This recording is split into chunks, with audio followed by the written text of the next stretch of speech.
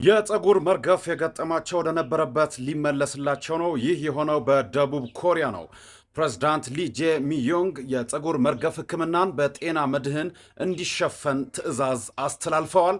አክለውም ፀጉር መርገፍ የውበት ጉዳይ ብቻ ሳይሆን የህልውና ጉዳይ ነው ብለዋል።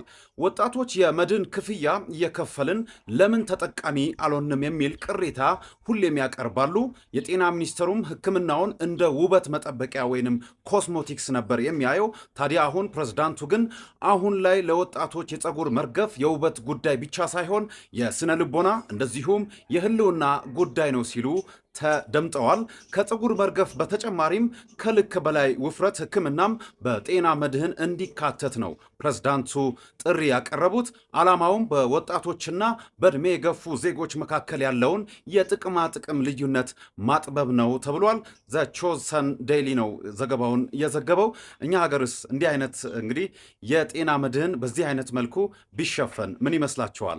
ሀሳባችሁን ኮሜንት ላይ አስቀምጡልኝ።